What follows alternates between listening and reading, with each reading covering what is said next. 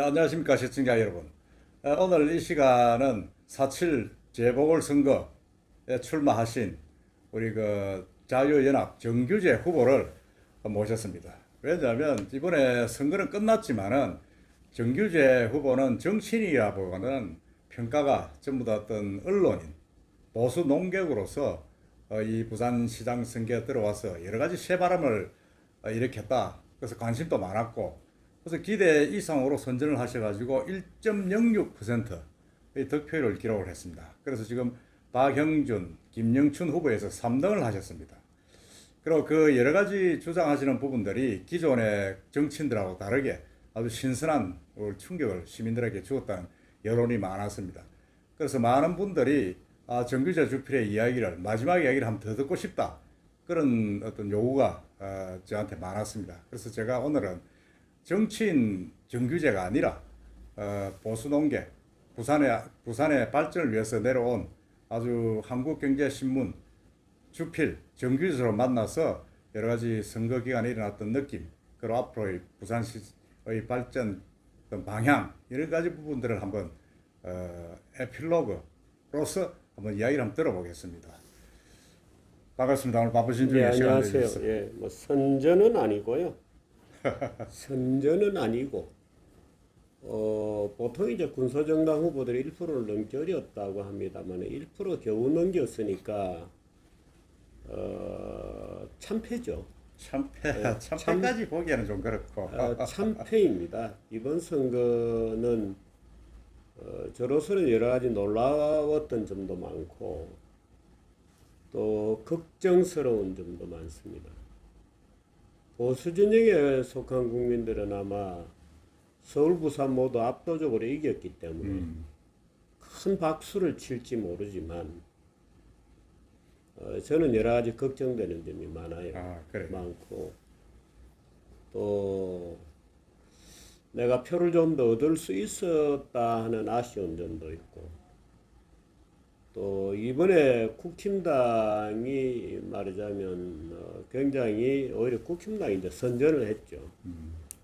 또 저로서는 철벽 같은 것을 느꼈습니다. 예. 느낀 것은 그렇습니다.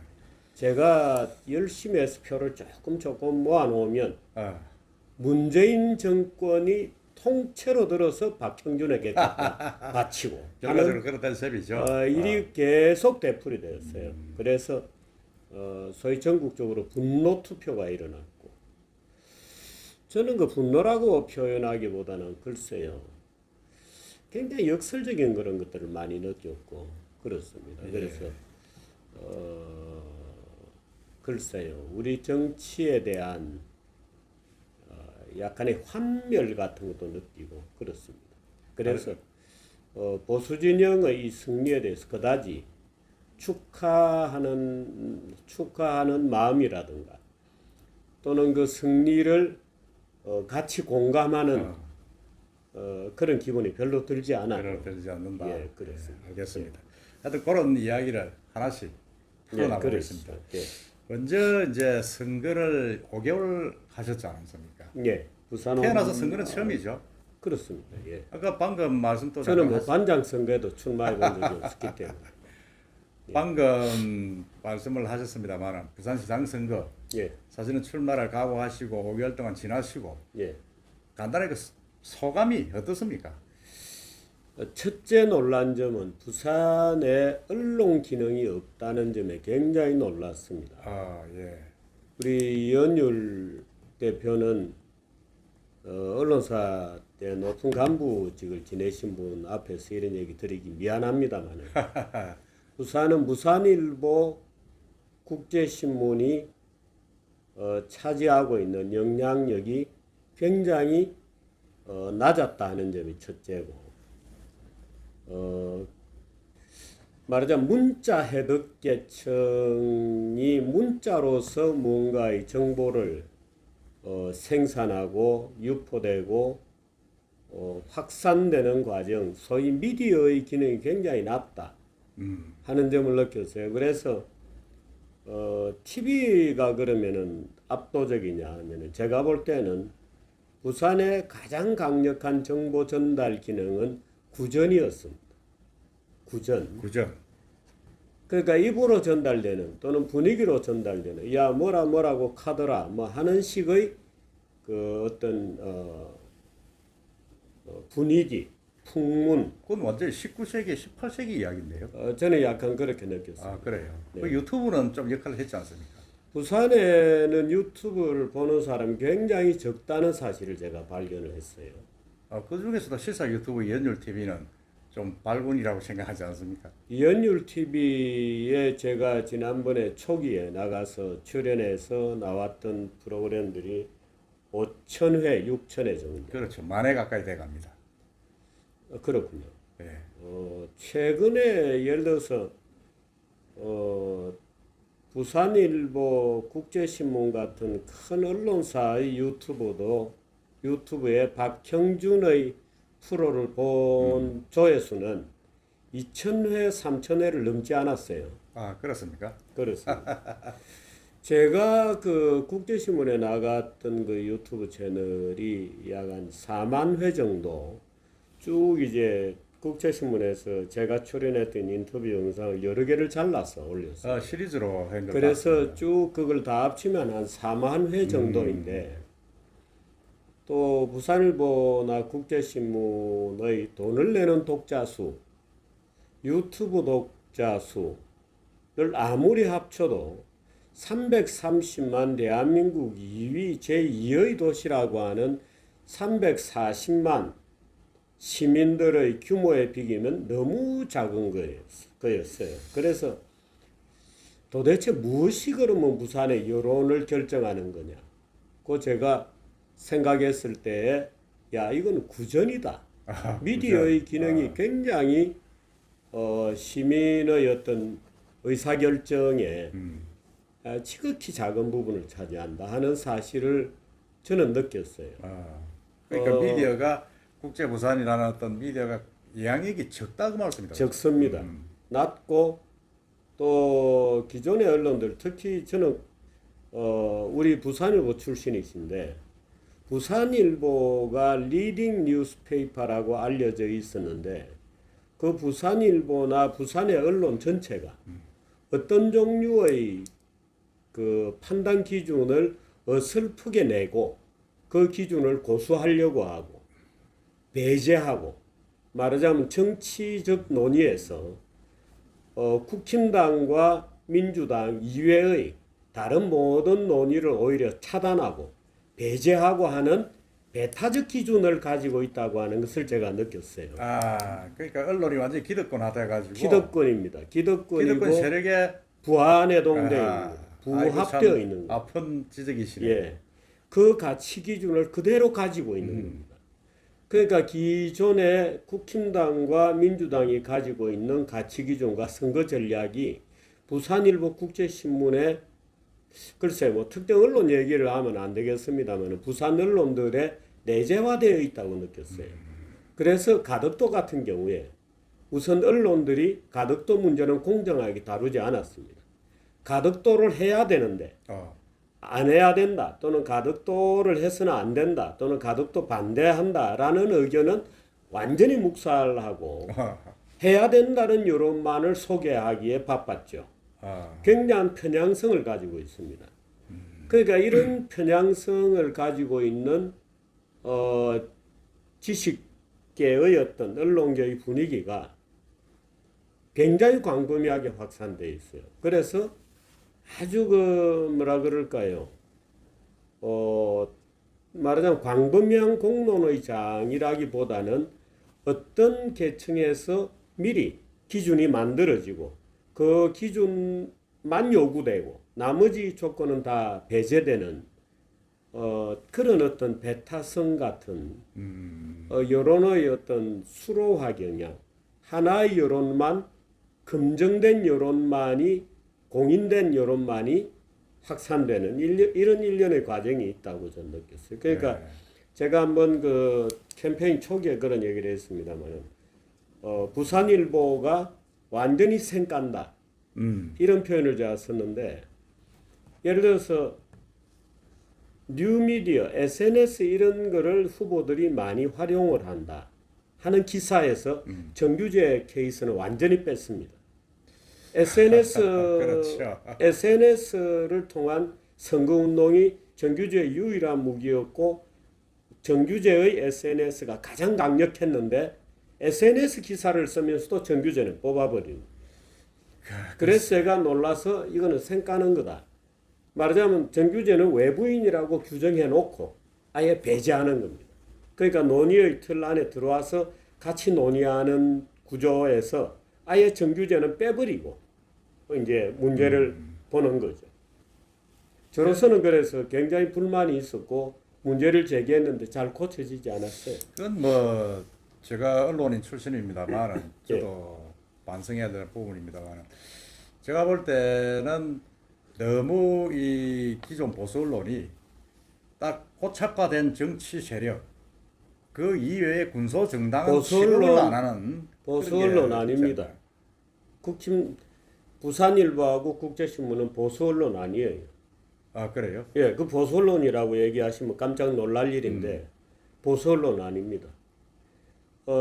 기조적으로는 오히려 좌경적 세계관을 가지고 있고 부산이 굉장히 좌경화된 도시이고 퇴영적인 도시로 바뀌어 가고 있는데 그것을 부산 사람은 못 느끼는 거죠. 그러니까 기존의 언론이기 때문에 보수 언론이라고 생각하는데 기존의 언론이라는 것하고 보수적 정치 철학을 갖는다는 것하고는 완전히 좀 다르죠. 다르죠. 예. 어쨌든 기득권의 어떤 그렇습니다. 언론이라고 예, 볼 수 있는 예, 그런 예, 부분입니다. 예. 예. 하여튼 그 언론의 어떤 그런 불공평성, 그 군소 정당에 대한 배려가 너무 없은 부분에 대해서 불만이 많으셨다 그죠?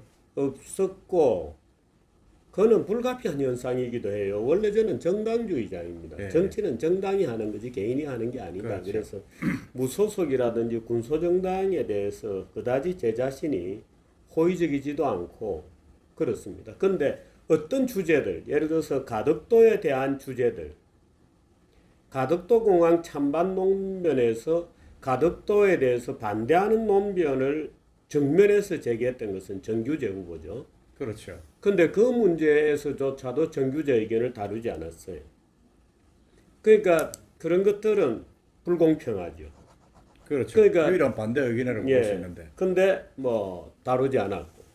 예를 들어서 SNS를 후보들이 열심히 활용하고 있다 하는데 예를 들어서 박형준 후보의 SNS 유튜브가 2천회, 3천회의 조회수를 기록할 때 제가 만회, 2만회, 나중에는 4만회까지 갔습니다만은 10배 이상 많은데도 아예 킬했어요.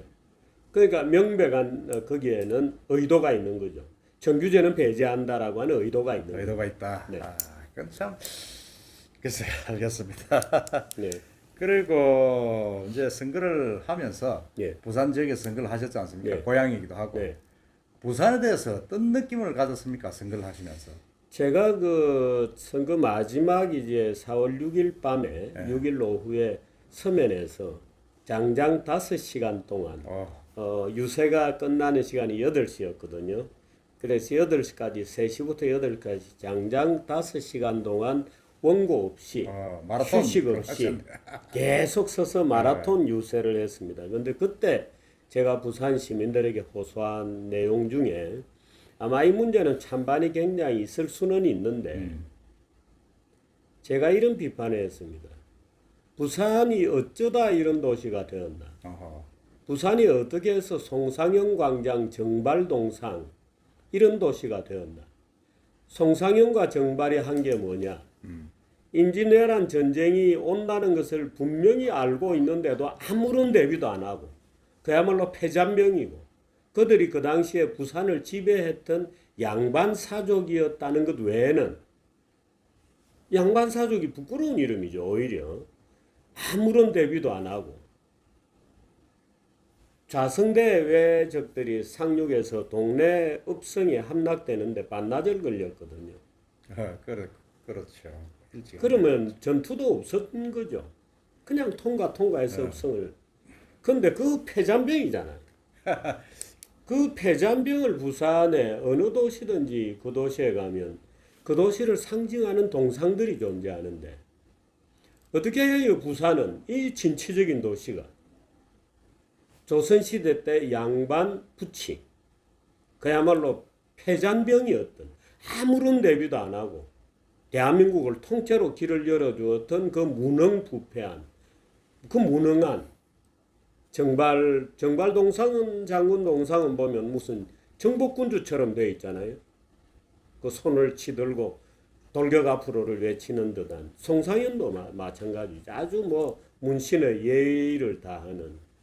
근데 제가 이제 거기에 대한 문제 제기를 했죠. 내가 부산시장이 되면 정발동상, 송상현 동상은 뒤로 모시고 전면에는 부산항을 개항했던 책임자 또는 부산의 항만들을 건설했던 사업가들 이런 사람의 동상을 모시자. 그렇게 되어야 부산이 진취적인 도시가 될 것 아닌가.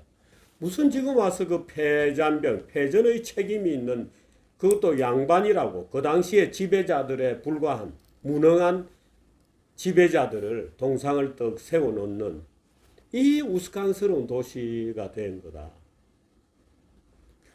글쎄, 그럼 역사적인 평가는 좀 다르겠습니다만은 네. 어쨌든 아주 신랄하게 말씀을 하셨는데 신랄한 얘기죠. 시민들이 그냥 뭐 의뢰 존재하는 동상이었으니까 늘 보아왔던 것을 그렇죠. 뭐 갑자기 그냥 제가 보는 거죠. 반론을 제기하면 깜짝 놀라실 텐데 저로서는 그런 어떤 부산이 근본적으로 지금 잘못 앉아 있는 방향, 부산의 지도층, 부산의 지식인층이 근본적으로 뭔가 지금 잘못 엉뚱한 데를 보고 있다고 하는 느낌. 그런 것들을 이제 저는 뭐 대표적으로 예를 들어서 예를 들은 거고. 이제 그런 동상의 예를 든 거죠. 뭐 그게 뭐 제가 얘기하는 주된 소재는 아니었고. 그렇죠. 그럼 예. 그렇고 제가 볼 때 아까 말씀하신 개항의 주역 예. 그리고 부산을 자유화 도시 만든 옛날에 그 네, 부두건설자들이라든가. 부분들을 네. 조금 전면에 내서야 된다. 그 말은 저도 공감을 합니다. 네. 부산이 뭔가 좀 역동적으로 바뀌고 세계로 나가려 그러면 그렇게 되면 아마 부산 시민들이 생각이 바뀔 생각이 좀 달라질 수도 있죠. 네.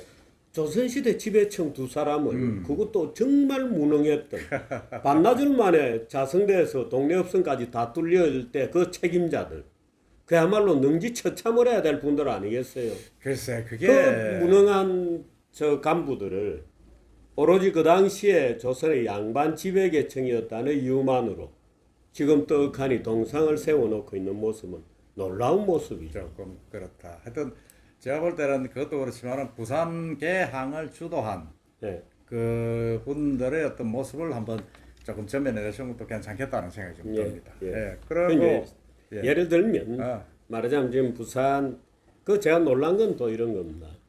제가 이제 이 소위 메이저 TV 토론에는 끼어보지도 못하고 마이너 TV 토론에 가서 토론지를 이렇게 받았는데 그 후보들에게 주는 토론지는 선거관리위원회에서 그 분야에 잘 안다고 하는 부산 지식인들을 몇 분인가를 초대해서 만든 질문지였어요. 근데 질문지를 제가 보고 깜짝 놀란 것은 명색이 시장이 되겠다고 하는 사람에게 던지는 질문인데 그게 마치 이런 표현을 써서 죄송합니다만 싸구려 대학 교수가 그 학생들에게 내는 무슨 리포트를 쓰라고 하는 것 같은 질문들이 중간고사 비슷하더라고요. 들어있었어요. 그래서 제가 말하자면 삼겹살 600g이 얼마냐, 지하철 요금이 얼마냐를 물어보는 듯한 오히려 그보다 못한 질문들이 쭉쭉쭉 나와요. 그래서 제가 짜증을 좀 냈습니다. 부산시장이 되려고 되겠다는 사람에게 이런 질문을 하면 안 된다. 고쳐달라. 그래서 다 뺐습니다. 근데 그 질문이 뭐였느냐면 1. 가덕도 공항에 대해서 반대하는 사람들이 있는데 어떻게 설득할 거냐. 아하. 말이 안 되죠. 말이 안 되죠. 그렇죠. 그건 좀 그럼 자기들이 가덕도를 찬성하는 걸 전제로 해놓고 전제로. 해야 된다는 걸 전제로 깔아놓고 또 정규제는 명백하게 가덕도 반대라는 의견을 공적으로 밝히고 있는 사람에게 가덕도 찬성을 전제로 해놓고 반대자들을 어떻게 설득할 거냐를 묻는 멍청한 질문을 그건 멍청하네요. 완전히 넌센스네요. 그거는. 두 번째 질문은 더 멍청한 겁니다. 동백전이 부진한데 동백전 활성화 방안을 제시해 달라는 거예요. 동백전은요. 그 부산시에서 동백전을 하고 있다는 것이 부끄러운 일입니다. 동백전은 지금 우리나라 대한민국 지자체들이 경쟁적으로 동백전을 하고 있어요. 동백전 같은 소위 지역화폐들을 쓰고 있는데 동백전 같은 형태의 지역화폐들은 궁극적으로 지역경제를 망하게 하는 아주 잘못된 선택들입니다.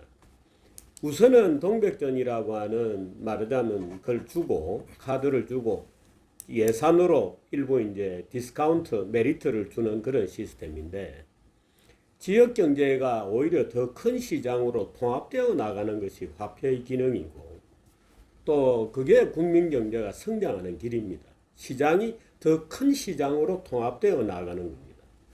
그래야 생산자도 공급자도 소비자들도 훨씬 높은 효용을 가지게 되고 그것이 소위 국민 경제라고 하는 통합된 시스템을 만드는 것인데 그것을 동네별로 우리 동네 상인들을 격려한다는 명분으로 동네별로 다 자르는 거예요. 시장마다 다 벽을 쌓고 다른 도시와 다른 벽을 또 쌓아 만들어서 지금 200개가 넘는 지역화폐가 만들어져 있거든요. 그래서 부산 같은 데서 오히려 그런 거를 없애고 무슨 부울경 통합하자고 하는 사람들이 그 부산에 동백전을 만들어서 잘게 시장을 만들고 거기에 뭔가 인센티브 구조를 만들어 가지고 잘게 시장을 분할하고 있다는 사실 자체가 부끄러운 줄 알아야 됩니다. 그 경제적으로는 있을 수 없는 얘기죠. 근데 그것을 선거관리위원회라는 데서 명색이 부산시장이 되겠다고 하는 지적 능력을 가진 사람들에게 동백전이 잘 안 되고 있는데 무슨 뭐 진흥책, 활성화 대책을 내놔 봐라 하는 문제를 떡 제약하니까 내놓은 거예요. 말하자면 초등학생이 대학생에게 문제를 풀어봐라고 테스트라고 떡 내놓은 듯한 기억이 안 맞다. 말도 안 되는 얘기죠. 그러네요, 보니까. 그래서 제가 그 문제를 가만히 보다가 이 문제도 말이 안 됩니다. 그 엉터리 질문이거든요. 무식한 애들이 지 마음대로 낸 질문이에요. 그러니까 그런 문제를 내놓고 뻔뻔스럽게 그게 부끄러운 일인 줄도 모르고 문제랍시고 내고 그거를 시장에 출마했다는 자들이 이건 잘못된 문제라고 지적하는 사람이 없이 이제 저인데 마이너리그에 토론해라고 오라고 해놓고 또 그런 문제를 내는 거를 보고 야 이거 정말 부산은 심각하구나. 언제부터 부산이 이런 도시가 되었나 하는 답답한 것을 느꼈죠. 동백전 같은 소위 지역경제, 골목경제 양성화 지원 대책이라는 것은 좌경화적 세계관을 가지고 있는 자들이 하는 짓입니다. 큰 시장을 만들어 나간다고 하는 보수적 방법이라야 부산도 살리고 대한민국을 살리는데 잘게 눈앞에 있는 뭔가를 가지고 인센티브를 만들어 내려고 하는 좌경적 세계관이에요. 그러니까 부산의 지식계나 이런 데가 굉장히 좌경화에 물이 들어 있는 겁니다. 그래서 제가 그걸 느끼고 굉장히 당혹한 기분이 들었죠. 야, 이 무슨 이런 질문 있나? 참 애들이라고 얘기하고 싶습니다만은 무슨 이런 말하자면 수준이 있나 하고 제가 답답한 기분을 느꼈죠. 그런 것들이 저를 굉장히 좌절시켰습니다. 그러니까 무슨 뭐 제가 지지율이 1% 남짓밖에 안 된다 뭐 이게 저를 좌절시킨 게 아니고 선거 과정에서 쭉 다니면서 그런 것들을 계속 느끼는 겁니다. 그래서 그런 것들이 저로 하여금 매우 심한 좌절감을 느끼게 했습니다. 야, 이거 부산 가망성이 있나? 어쩌다 부산이 지금 이런 수준이 되었나? 하는 그런 좌절감을 굉장히 많이 느꼈어요. 그렇구나.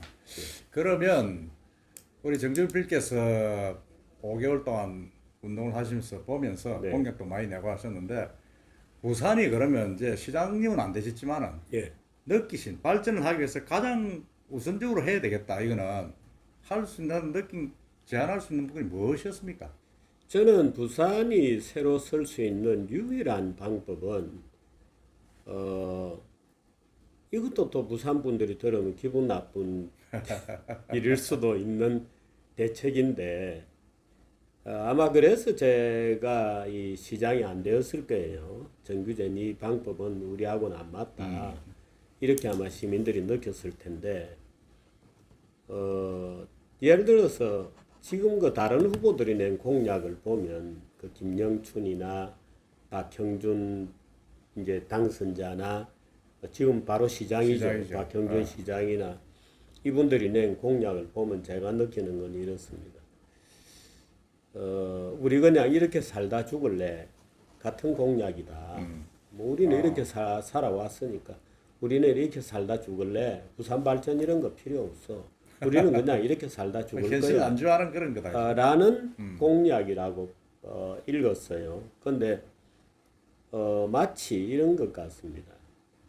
한 대학에서 예를 들어서 한 학기를 시작을 하는데 하도 이제 학생들이 자본주의는 싫다, 시장 경제는 싫다, 사회주의가 좋다, 평등이 좋아, 우린 다 같이 나누어 먹을래 라고 주장을 하니까 교수가 이제 이런 제안을 하는 겁니다. 좋다. 그러면 우리가 이번 학기에 시험을 10번을 볼 텐데 시험을 쳐서 잘 친 학생이든 못 친 학생이든 시험을 쳐서 그 중간값을 모든 자에게 다 점수를 주겠다 하고 약속을 해요. 다 만세를 불렀죠. 이제는 평균값을 다 적용하게 되었으니까. 특별히 잘하는 아이, 못하는 아이가 없어졌죠. 근데 학기 말이 어떻게 되었을 것 같습니까? 전부 F로 받은 겁니다. 낙제점을. 왜? 아무리 공부를 열심히 해서 시험을 쳐도 자기 점수는 중간값이잖아요. 아무리 공부를 안 해도 자기 점수는 중간 점수를 받죠. 그렇게 하다 보니까 문제는 중간 점수가 계속 낮아져 가지고 나중에 다 F를 받아요.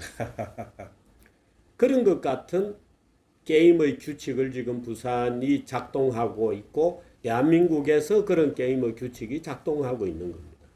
그러니까 점점 나빠지게 돼 있죠. 나도 중간값을 달라. 전부 중간값과 평균만을 평등만을 주장하고 있죠. 그런데 예를 들어서 그래서 보면 학생이 열심히 공부 안 하고 좋은 성적을 받는 것은 불가능하듯이 학생이 열심히 공부 안 하고 좋은 직장을 갖는 것은 불가능합니다. 그 사실을 부산의 대학들이 먼저 깨닫는 데서 부산의 혁신이 시작이 되어야 되거든요. 국제금융센터 만들어 놓고 지금 우리들이 쭉 그동안의 선거 과정을 봤지 않습니까? 내가 무슨 회사를 유치하겠노라고 하는 주장들은 모든 시장들이 내놓았습니다. 그런데 유치가 되겠습니까? 유치 하나도 안 될 거라고 저는 봅니다. 왜?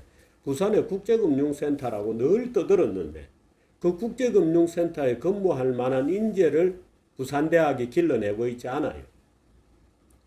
이번에도 무슨 디지털 화폐 특구 하겠다고 모든 후보들이 다 공약을 했잖아요. 근데 디지털 화폐 특구를 해서 일을 할 만한 디지털 금융이 뭐고 소위 암호화폐, 크립토커런시가 무엇인지에 대해서 이해하는 부산대학교 졸업생이 몇 명이나 되겠는가? 라고 질문을 하면 없죠. 디지털 화폐, 크립토커런시를 설계하는 지적 능력은 물론이고 그것을 충분히 우리가 알고 마케팅을 한다든가 할 때 그 정도 수준의 어떤 지적 능력을 담보한 학생을 부산대학은 제도적으로 길러내고 있는가? 개인적으로 공부하는 거 말고 학교 차원에서 제도적으로 길러내고 있는가를 물어보면 디지털 화폐에 대해서 전문가들이 부산에 많이 시장 조사를 왔거든요. 돌아가면서 다 그렇게 얘기합니다. 서울로 돌아가면서 여기는 안 된다. 왜? 사람이 없다. 사람을 구할 수 없다. 그러면 아니 자기가 열심히 안 하는데 그러면 대학생들이 열심히 대학생들을 공부시키는 부산대학을 만들어야 되거든요. 만들려면 어떻게 해야 되느냐? 부산대학교 총장부터 바꿔야죠. 정치총장 말고 부산대학의 경쟁력을 길러낼 수 있는 물론 시장이 대학 총장 해임권을 갖고 있지는 않습니다. 그러나 어떻든 부산을 관리하는 책임자로서는 어디에서부터 무엇이 시작되어야 하는지에 대한 명확한 의식이 있어야 됩니다. 그래서 부산에서 무엇이 어떻게 달라져야 그런 국제금융이 가능하고 디지털 화폐 특구가 가능하려면 어떤 조건들이 갖추어야 된다는 것을 부산시장이 명백히 인식을 해야 됩니다. 그런데 어떤 후보도 그냥 내가 무슨 어느 디지털 화폐 특구의 기업을 유치하겠다는 얘기를 했지, 근본적으로 무엇이 문제였기 때문에 지금 안 되는지, 우리가 국제금융문현동 국제금융도시를 외친 지가 벌써 20년인데 왜 그게 지금까지 안 되고 있는지에 대한 아무런 반성도 없는 겁니다. 그러니까 저로서는 야, 이거 큰일 났다. 이게 안 된다 지금 이게. 부산이 지금 이런 식으로 시장에 나와서 부산을 어떻든 한번 개혁과 혁신을 해보겠다는 사람들조차도 생각이 없는 겁니다 기본적으로. 그러니까 제가 느끼는 좌절감, 운동을 해갈수록 야, 이거는 안 된다. 이건 그 뭔가 그래도 좀 비전은 있을 거 아닙니까? 영 죽지는 않았을 거 아닙니까? 아니 그 제가 내는 비전들이 그런 비전들이었죠. 부산은 완전히 규제를 빼버린 그렇죠. 특별 규제 자유 도시로 규제로부터 프리한 규제로부터 완전히 해방된 도시라고 하는 새로운 틀을 짜자 부산을. 나는 이거 퍼주겠다, 나는 저거 퍼주겠다가 아니고 부산을 바꾸는 계획을 그럼 내보자 우리가. 근데 모든 후보들이 나는 가덕도 해줄게, 말도 안 되는, 나는 뭘 해줄게, 어반 루프 같은 거 만들어 볼게, 이런 것만 내놨거든요. 그래 말입니다. 하여튼 공약 관계가 우리 정주필이 내 부분들이 상당히 신선했던 부분들이 평을 받고 있었는데 지금은 일단 박영준 후보가 시장이 됐지 않습니까? 예. 우리 정주필이 보시기에는 박영준 후보가 잘 하실 것 같습니까? 어떻습니까? 잘할